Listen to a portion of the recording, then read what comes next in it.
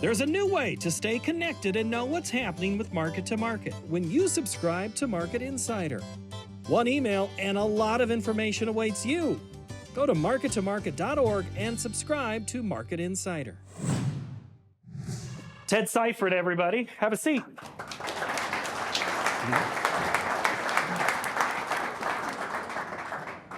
Welcome to this live MtoM podcast taping. Wait a minute, live to tape? I don't know. It's your show. You have no idea. You just told me to come to a distillery, and I was like, okay. Which is not a very Paul thing to say, by the way. It was the most easiest ask of Ted I think I've ever had to do. Yeah, maybe. So Ted Seifried is with us here. This is part of our MtoM podcast series. We do, you, Ted, are helping us launch the 10th season of the MtoM podcast. All right. You've been on it a couple of times. Yeah. And that was to learn a little bit more about you. I think we're going to do that in a minute, but I just want to tell everybody where we're at. This is part of our 50th season celebration for Market to Market. We've been on public TV stations for 50 seasons. I guess that's how you get to 50 seasons. That makes good math. Math's not my specialty. As We know. You know, Ted. We know. Yeah. I can't even count down time. But we are distributed to almost 20 states and almost 20 stations. I always get that number wrong, so I look to the boss. David Miller is our executive producer. He is here today, and he thinks I'm actually going to listen and pay attention to him today. Why change and why start now? But we have been to the Iowa State Fair, where we have two-time live podcast guests here. We were at the pork producers, and we went to the beef producers. We went to my hometown of Jessup, Iowa. Sue Martin came there. We took Christy Von Anchizeth to Cherokee, went to Lincoln, Nebraska with Ross Baldwin, and Ted Seifried now joins us here in LeClaire. We're at the Mississippi River Distilling Company. Little history. I don't know how much you know about this business. Do you know much about them? No, I really don't. So they are, Ryan Burchett and his brother started this business more than 10 years ago. Ryan and I were coworkers. He did weather at KIMT in Mason City. That's where I met him and his wife, Monica, who... Thank you to Monica. She's been very busy. She had no idea 25 years ago when she was sitting next to me in Mason City that we'd be out here like this. Did you, Monica? No. Ryan and they started this business, and part of their story, Ted, is they locally source some of their grain for their products. That's great. So that is kind of a thing. We can use all the demand we can get, Paul. We can. So Ted, you are a guy from, I do have some pre-questions, and we'll get to those in a minute. But Ted, let's first talk about you. One of my favorite stories is you in one of your earliest jobs at the Chicago Board of Trade, but let's rewind a little bit before that. Where'd you grow up? Western Illinois, so outside of Havana, but moved to the Chicagoland area when I was 13. My father was a dentist. We had a small hobby farm, but he moved his dental practice up to Deerfield, Illinois, to join his roommate from college. And so I grew up there, but started working down on the Board of Trade after my senior year of high school, and then went back to Western Illinois for school. Ended up going to the Netherlands for a semester, but then stayed for an internship with a dairy company called Caberco. And then when I came back from that, I started working on the floor full time. One thing you left off was one of your activities at Western Illinois. Yeah, I played rugby. I love that. Yeah. Rugby player. What did rugby teach you about life? Well, I broke this hip. I have 2 titanium pins in my butt, and they said I might have to get a hip replacement between 40 and 45. I'll be 45 in August, and it's starting to bother me. So, is it really? Yeah, there are consequences. But no, I mean, being part of a team was really fantastic. Yeah, I mean, just anything competitive is, I think, really good for just the psyche and, athletics, physicality, things like that. Which is a transition to the Chicago Board of Trade in the old days. Yeah. Yeah. It was competitive. Right. And you were having to bull rush some things. Yes, sir. What was that? Yeah, no, so especially market on close, right? I mean, the last 2 minutes of trading, you would get orders coming out from the phone. There were just rows of phones with clerks sitting there taking orders and then holding them up. And I would grab that order and I would run it out to that pit, but you've got runners going both directions. And I got known for really not caring who was in my way. And I was fairly wide, but low to the ground, right? So like, I would get underneath you and flip you right over my back. So my nickname on the floor became Tank, because again, low to the ground and wide. But yeah, no, that was fun. I really enjoyed doing that. It was just, back when the floor was a thing, just the atmosphere, the energy, all of that. It was a whole lot of fun being down there.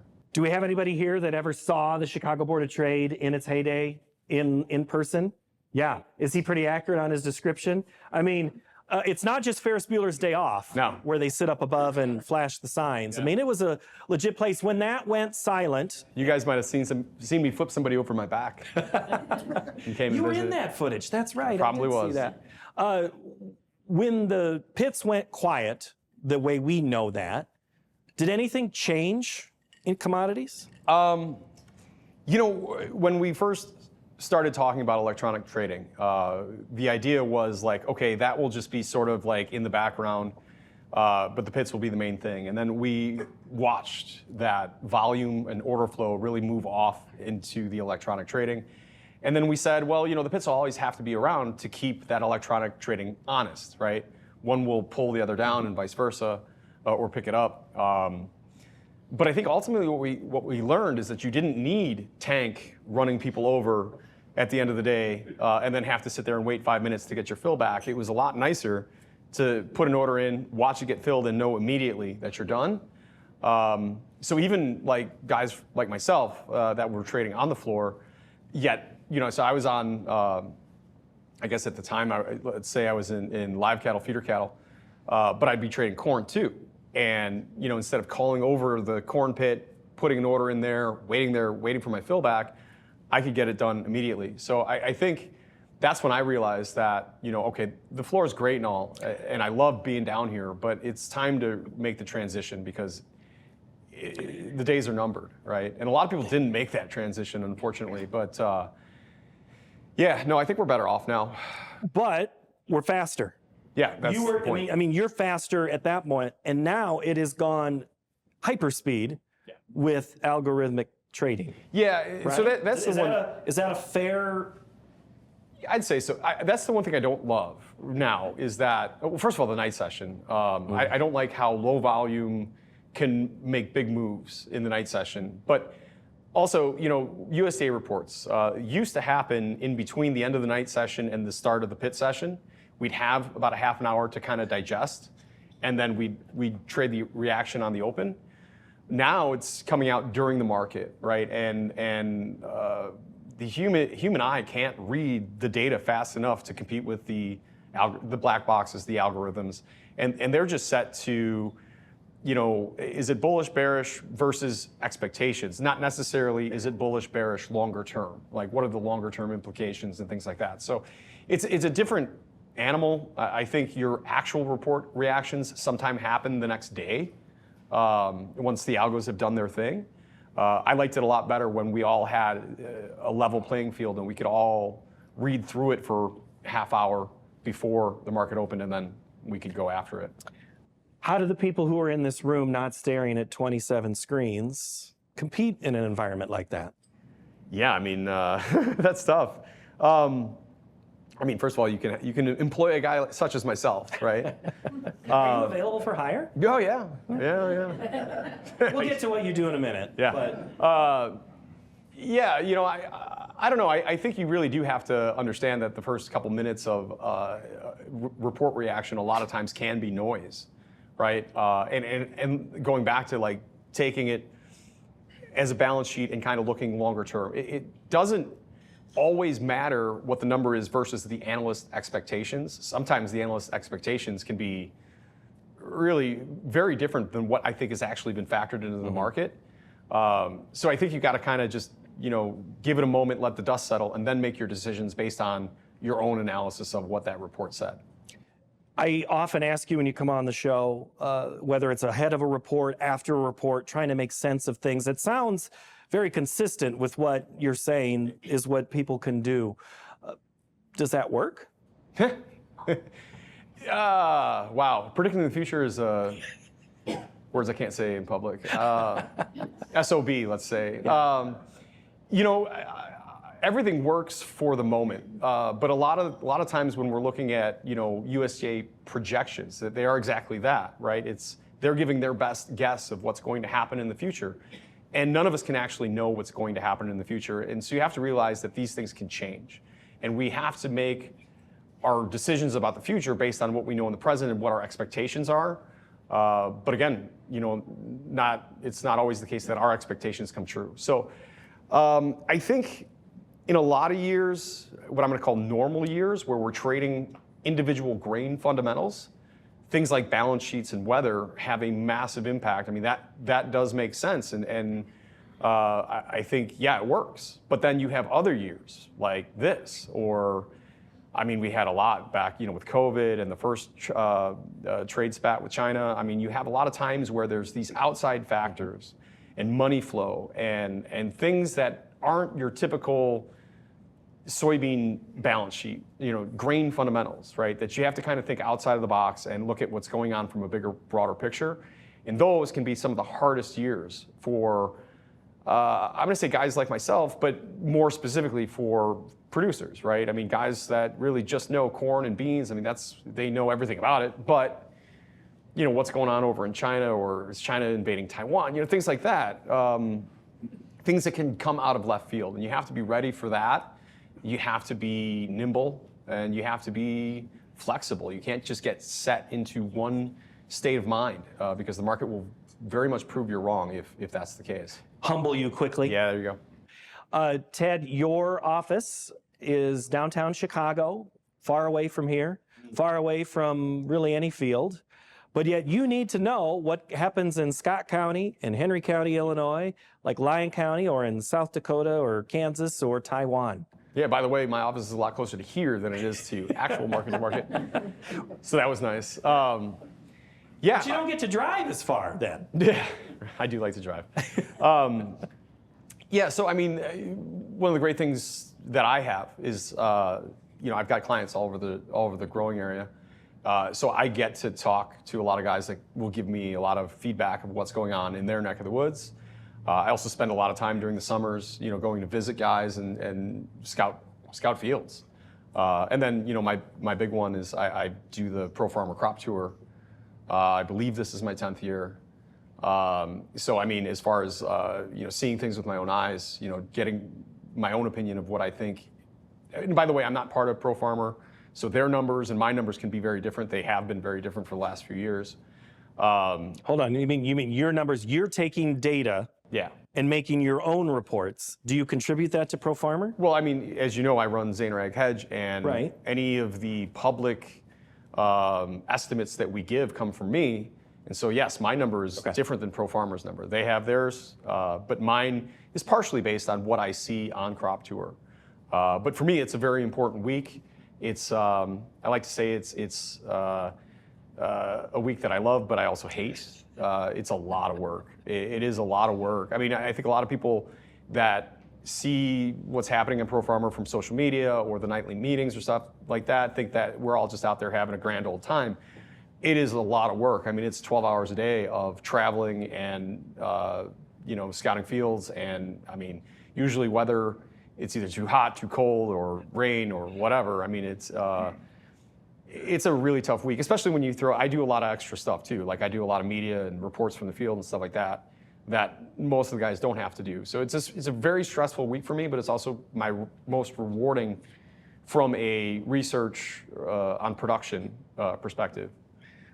So it's great, but I think without that, I would just be sitting there listening to what other people have to say, and I think seeing things and touching things and getting my own experience with it is really beneficial for me and the estimates that I'm making, and therefore the decisions and the advice I'm giving when it comes to markets and, again, trying to predict the future. One of the people that goes on those trips with you or on the leg is Karen Braun from Reuters Open Interest, who's here today. You two have done Crop Tour for a number of years and talk a lot during the day and not just crop tour, but throughout the year. Yeah, for clarity, she doesn't go with me. Right, correct. She's been doing it longer than I have. Yes, I think she said 11 years maybe. Yeah, she was, it was last year, the year before, designated as a master scout.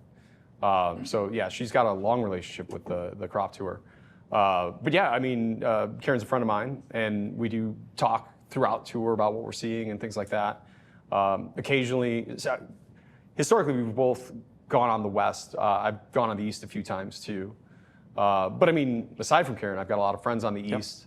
And so a lot of us are kind of talking to each other throughout to like check in and, hey, what'd you see today? And I mean, that whole week, everybody wants to know what's the crop like, and as much feedback and data we can get from that is what we're there for.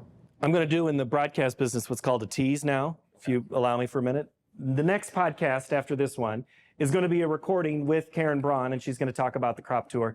I'll let her tell the story about why she picks the same route every year. That'll be what you'll hear next week in the MtoM podcast. See, that's just... I know the answer, but you know the answer. I won't spoil it.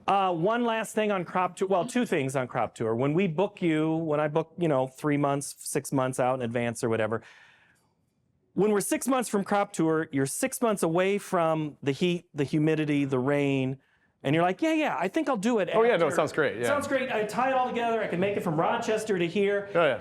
And then I should ask you basically need to tell me, please do not book me after crop tour. I am toast. We did that one year, and man, yeah, right, heat exhaustion, all that. And it was a particularly difficult weather year that one year. Yeah, it's tough, right? Yeah. But I think we're trying to do that this year because not for the show itself, but we have the 50th. We have the big 50th shindig, and the promotion, you're in on the circuit of that. We're going to have a party in Johnston similar to this with not just Ted, but many of our analysts are going to join us on stage there in Johnston at Iowa PBS. So keep an eye out in our newsletter, the Market Insider newsletter. More promotion, boss, I'm on. You can subscribe to that on our website, and we'll give you details to there first. Ted, and if I'm napping in the corner, you guys know why now. So. Yeah. One last thing about crop tour, wear your sunglasses. Oh, yeah. Okay, so hat and sunglasses are absolutely key. Corn leaves are sharp, especially in drier years. If you go in forgetting eye protection, you can cut your eye. And so that was a big problem for me last year. I almost had to go home because I just couldn't open my one eye for almost a full day. But yeah, I mean, you guys know corn leaves can be very sharp, especially when it's dry. So wear sunglasses. All right, I had a chance to talk to a few of the people that are here before you arrived today, and there's some that said half an inch, some that said a couple more. We could get a whole bunch of rain in just a few minutes. Yeah. It's really hard to predict weather like it is the markets, but are we in a typical weather year where it's even, it's spotty, it's hot, it's dry? What are we in for a weather year right now? I mean, we're sitting on a spot that's showing up on the drought monitor right now. Yeah, I mean, it's about middle of the road, right? I mean, it's not a clear drought monitor. It's not one of the worst we've seen either. What I will say is that the longer term forecast, I mean, even going back a month and a half ago, a lot of the weather guys have been talking about the potential for hot and dry in June and July, and that's been backed up by the extended forecasts coming from NOAA and so on and so forth. But something that I've been kind of wondering for the last couple of weeks is how often have we predicted a drought 3 months out of it, right? And I don't think we have a very good track record with that, which is why I don't think the market's really responding to that quite yet. And you have actually seen those longer term forecast models get a little bit less threatening. Still threatening. I mean, there's still concern, but yeah, I mean, I just don't think you can call. I don't think you can call for a drought in May. I just don't think it works that way, and I don't think markets work that way. So if we're all sitting here wondering why we're not trading $5 plus corn, that's one of the factors, is that we're not ready yet to have a drought market when we're that far out of our growing season. Plus, for an area that is showing up on the drought monitor, we got some rain here earlier. Hopefully we'll get that rain later. I mean, Nebraska just got a ton of rain overnight. Very dry, very, very dry there. I mean, that's the worst spot on the drought monitor right now, really. So, I mean, there are these rain systems kind of coming through. And so, I mean, the current weather pattern looks like it is getting or moving towards a wetter pattern. So I'm very reluctant to say that we're going to have this hot and dry drought in the West this year. I guess I don't really see that happening in this current weather pattern. The markets don't seem to be really wanting to respond to that idea, at least not just yet.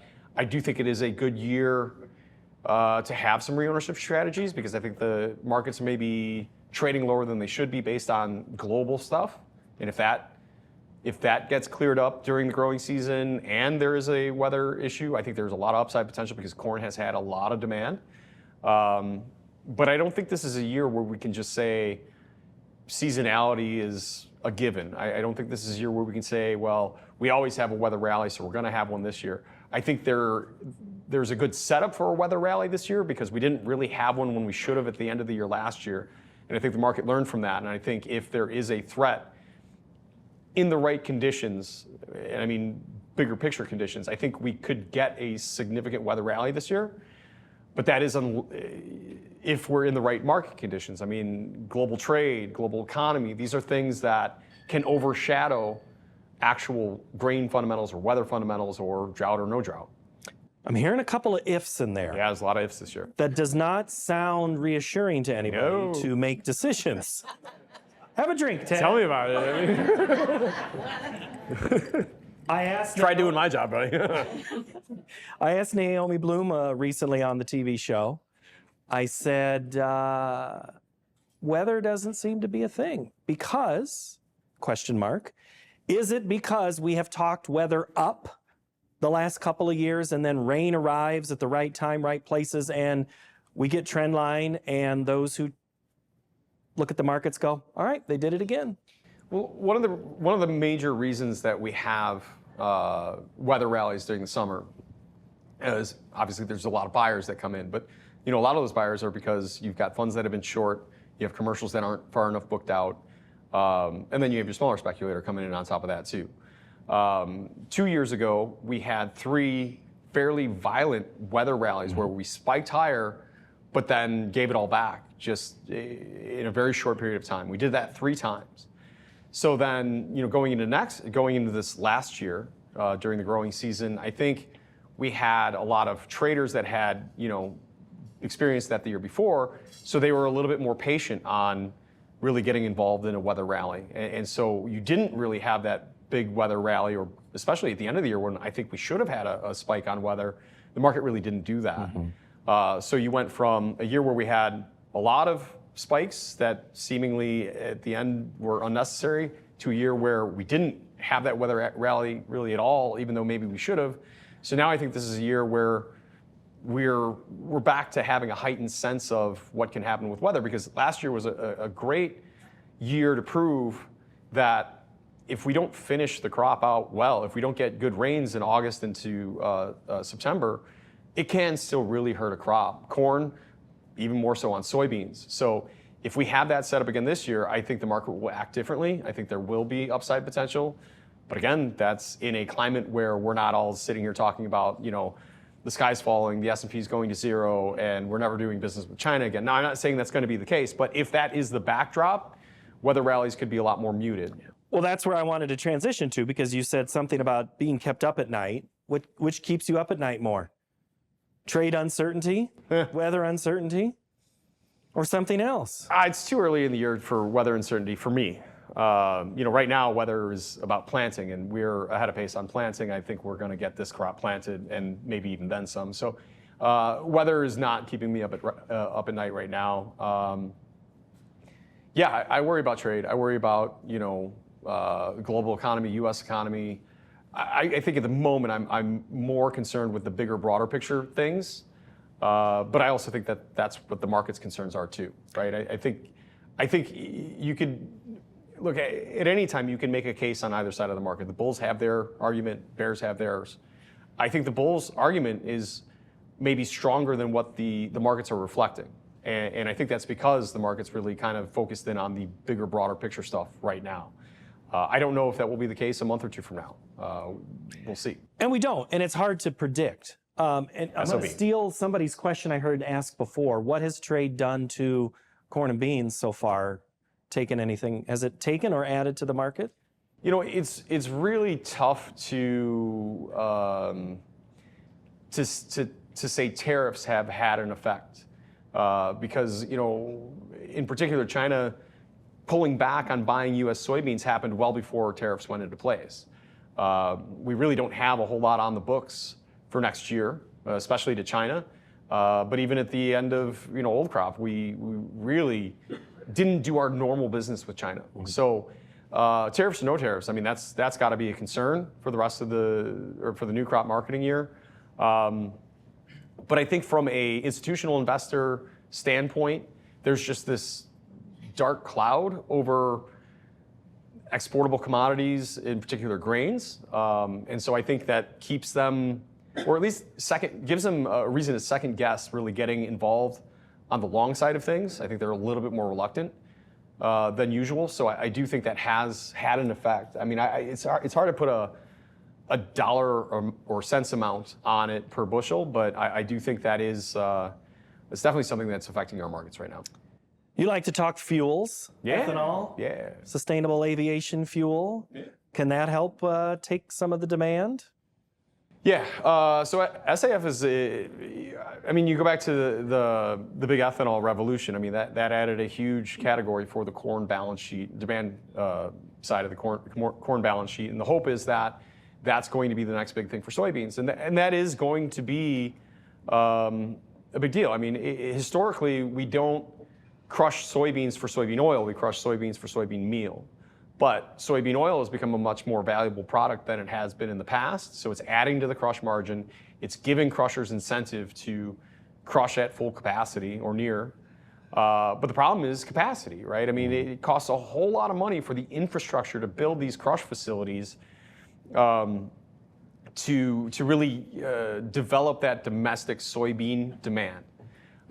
So that investment has to come. And in order to get that investment, crush margins have to be really good for a long period of time for these, you know, major companies to say, hey, we feel comfortable spending all of this money in the infrastructure. They also want to be very careful that they don't overspend and they don't over proliferate that infrastructure and kill that margin. Because if they oversaturate the market with meal and oil and those profit margins go to zero or negative, then they've really cooked their own golden goose. And so I've talked to these guys, and they're really worried about that. They're also worried about policy and how things work with trade. So yes, it's a great new demand for soybeans and soybean oil and for the crush, but we have to have the facilities to do that, and that's going to be a slow thing. I think that comes over time, but it's not. You can't just go you can't just add 300 million bushels to crush where you can lose 300 million bushels in exports pretty easily. You mentioned policy, and we did get some questions when you registered from a couple of people. Brian wanted to know from you, Ted, this is policy federal. We've been stuck on without a farm bill for quite a while. Yeah. So do you know anything about farm bill that is being talked about now? Is it going to be split? Are we going to take the nutrition out of the other programs? And do you know about anything about farm transitions and farm planning? Are you hearing anything about that? Yeah, no, I mean, your guess is as good as mine on the farm bill. I mean, it's really a wild card with the administration that we have. I don't know. I really do not have any expectations for how that's going to play out or when, really. And does that matter to trading, to growing, selling? I think overall markets, I mean, it can matter over time, but I don't think it's going to be something that's a immediate effect on markets. I don't think there'll be anything in there that is, a market shocker. I think the bigger one on that is, what happens with 45Z and if that ever finally gets finalized. And, the biofuels, that's the one that's the here and now. That's what it would affect near-term demand. That's the one that the markets would be reactive to. The other two questions I have that were pre-submitted are both good, but I think I'm going to go this. I think I'm going to go in reverse what I want to do. Let's take Leon's question, and he said that he works for a tour company, and every year they have people from Brazil come and tour around American farms. Should American farmers now get on a plane, go to Brazil, and see what they're doing on there? What are they going to learn from them? Wow, Brazil's such a different place, which is why the Brazilians want to come here and see what we're doing too. I don't know. I'm planning on going to Brazil next year for that reason. So, yeah, I think we should do that. Now, how much? How is farming similar between us and Brazil? There's a lot of differences, right? I mean, their 2 seasons is the big one, right? And so. I don't know. I'm curious myself, which is why I'm going. So like, I'll have a better answer for you when I get back. March. We can probably do that on the show then. There you go. And then we'll have you back. Jet lag Ted. That's fun. Yeah. One thing that I talk about with Karen is a little bit is Brazil and China and India and Russia and Europe. We all have to pay attention now to global stories, whether we're in LeClaire, Iowa, Chicago, Illinois, or wherever. Yeah. Is that accurate? Sometimes when things are, the rare occasion when things are calm, maybe not. But I mean, for sure, we have to watch Brazil and Argentina weather, South American weather. I mean, we have to realize that we have major competition for exports. I mean, soybeans, they win. Corn, we're barely hanging on. But yeah, obviously we need to watch for that. But yeah, China, I don't know. Up until recent years, we certainly want to pay attention to what's happening with the Chinese economy, and are they going to be buying a little bit more or less this year, things like that. But now with trade, it's like, yeah, we have to monitor that situation all of the time. So, yeah, I'd say when I first got into this business, I guess that was. I don't know. I don't know. I thought math is hard for me, not for you. Yeah, no, I mean, look, in the last, I'm going to say 5 to 7 years, it's become, we're in a time frame where bigger picture stuff has been affecting us on a very, very regular basis. Black swan events happening on a very regular basis. So yeah, no, I think this is a time frame where we can't just sit back on typical corn and soybean fundamentals and wheat fundamentals and just say, the balance sheet says this. Well, I mean, that's changing on a daily basis based on, global politics and things like that. So yeah, no, it is right now, you have to pay attention to that really closely. All right, I might get us both in trouble with what I'm about to say. Oh boy, I like that.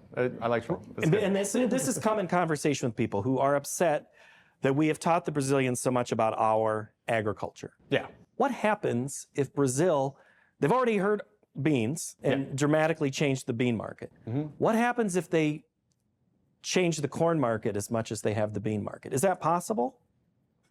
I mean, they keep adding acreage every year. So I think it's not only is it possible, it's probably inevitable. The good thing about corn is that we have a very strong domestic demand for corn. It's not like soybeans where half of our balance sheet goes to export. So that damage has already been done there. They will continue to become more of a force for corn, although they do prefer beans, right? Mm-hmm. So I think we will be more competitive in corn for longer, but South America is a force to be reckoned with, Brazil in particular. I mean, they don't look like they're slowing down on their acreage expansion anytime soon. Just like us, their yields do seem to continue to trend higher. But hopefully global demand continues to grow. Hopefully SAF is a thing and a big driver of that. So, yeah, I mean it's one of those things, Paul, where we have domestic balance sheets and we have global balance sheets, and there's supply versus demand, and we seem to go through cycles where we spend years of oversupplying the market and demand doesn't grow quickly enough to offset that, and we have lower prices, and then we say that the cure for low prices are low prices because eventually it grows demand. And it grows demand faster than the supply grows to offset that higher supply. But then we'll get into periods of higher prices, and then we'll oversupply it. So it's a cycle. I think we have just come off a cycle of high prices, and we stayed there for quite a long time. Unfortunately, we're kind of into some lower prices now. but hopefully that starts growing demand again. So and it has done that for corn. Corn demand's really been very solid. So yeah, I mean, from a global standpoint, we're going to continue to produce more corn and soybeans. The question is, can we continue to grow demand? And this is tied back to earlier discussion. David's question is, what's going to be the long-term impact of tariffs? Because that, to me, and that ties into a little bit about what you're saying. And are we going to have to now fight these two things? Demand, where's it coming from? Yeah. Your tariffs. Well, first of all, the question is, are tariffs going to be on longer term, right? I mean, even if they're not, are there still impacts? Every day it's on or off. Yes. So what I'm going to say is that we'll talk soybeans in particular because that's the one we really care about because of China, right? So if we have just unrealistic, crazy high tariffs on China, and more importantly, they have crazy high tariffs on us, they're going to do everything they can to buy from Brazil. Now, Brazil, with the amount of soybeans that they grow, China can, I guess if they cut their demand a little bit, almost exclusively buy from Brazil. Not quite. But the thing about that is that those Brazilian soybeans historically have not just gone to China, right? There's other countries that buy from Brazil. So if China's buying pretty much exclusively South America, then the demand from other countries has to get displaced. It's called the demand displacement back to us. So that global balance sheet probably looks the same as far as supply and demand. Yes, we do lose market share with China. We probably do lose some overall market share. But at least some of that demand comes back to us in the form of other countries. Where tariffs really, really make a difference is how that global economy looks.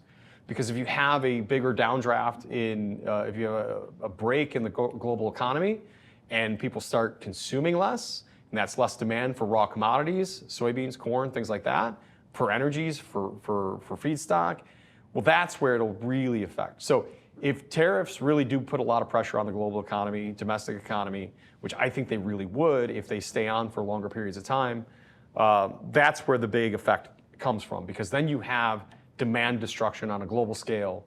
And if you don't have that lower supply, that demand destruction, well, usually means lower prices. Boy, I really know how to take the air out of a room, don't I? You're asking the questions, Paul. I mean, let's not be all doom and gloom as we finish here, Ted. A couple of things. Give those who are here, give me some optimism for the rest of the year. Well, first of all, once we're done with this here, I've got the bar tab for the rest of the evening. Well. So there's that. That is a friend of ILPS right there. That is a friend of the room, Ted. Might be the best thing we hear all day.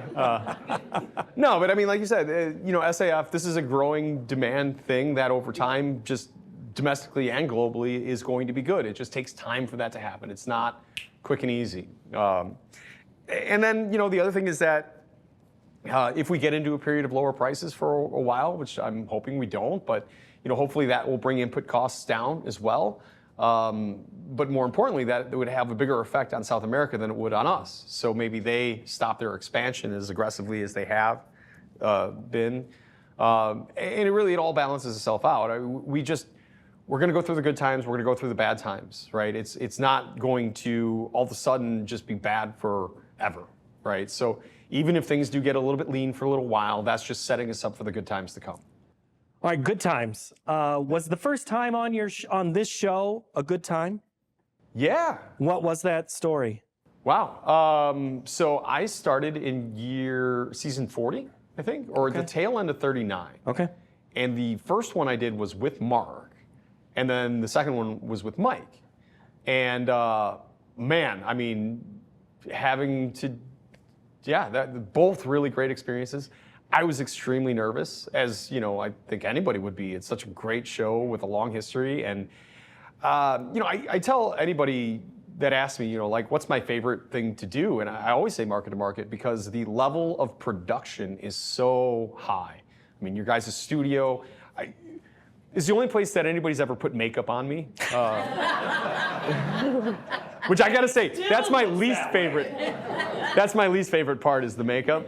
But it makes it feel so real and important, and it really reminds you like, wow, okay, this is a big deal, right? And it just feels like a big deal. I mean, it's a very, very well produced show, and it's great. I really I was super nervous, but I mean, just a very rewarding and wonderful experience. We appreciate you coming out because it is a drive to see the show, and I know you do a lot of other segments.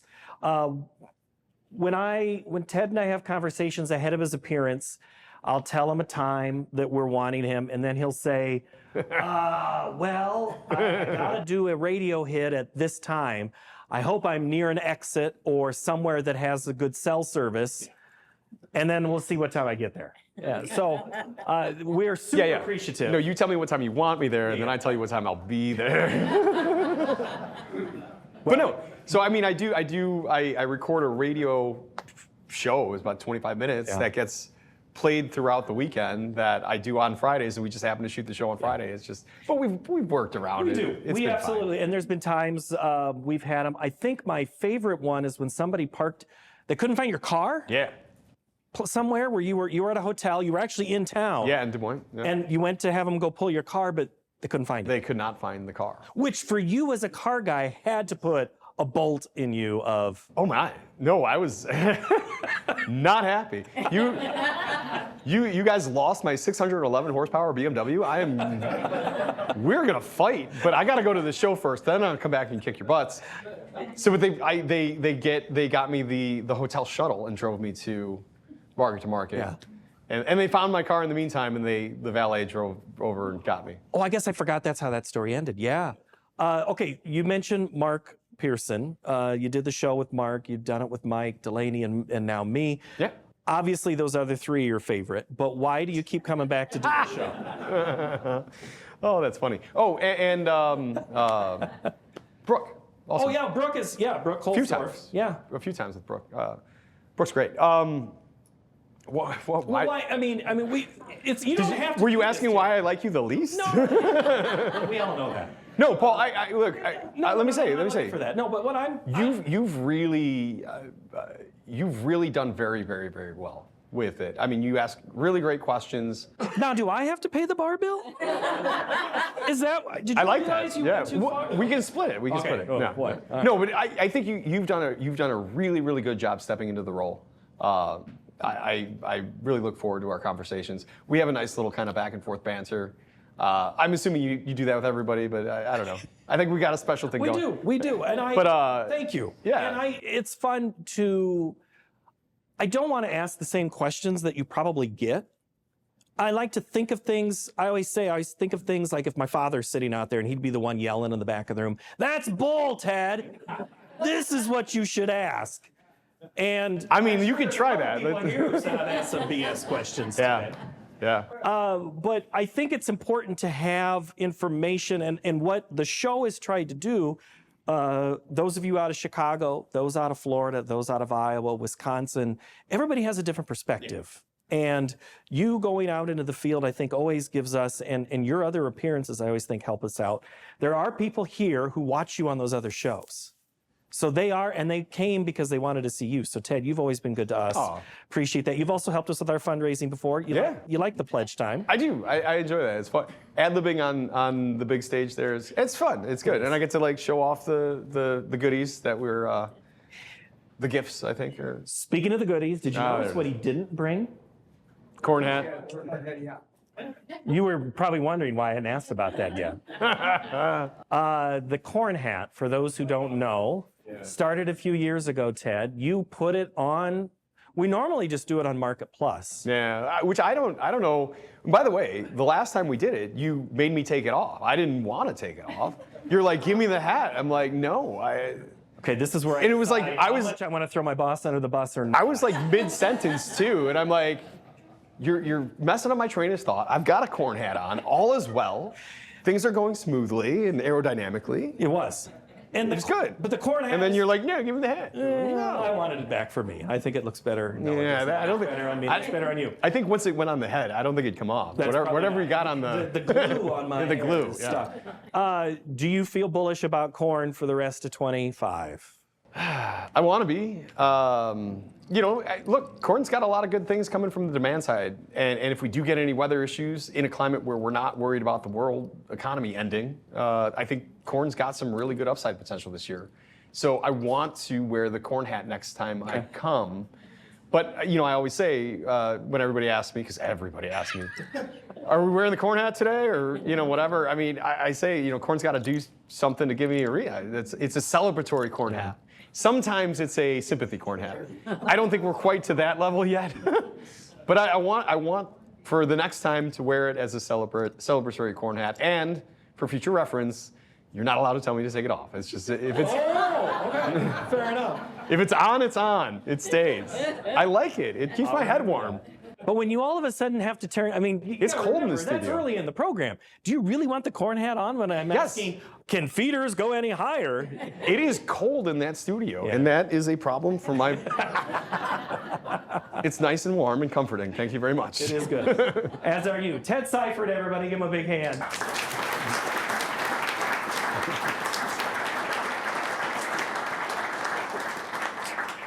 So again, this is the live MtoM podcast taping. We'd love to see as many of you who come to see us in Johnston. Keep an eye out on the Market Insider newsletter for details on that. That will be at the end of August. It's not the same week as the State Fair, so you're going to have to make 2 trips to Des Moines for that. We hope to have Ted. We will have Ted back on the TV show. I think we've booked our date already. Thank you so very much for coming. My name is Paul Yeager. Many of our people here, our crew, thank you to them, as well as the Mississippi River Distilling Company. Thank them, and anybody else who supports the program. Thank you so very much, and have a good time. Thanks, guys.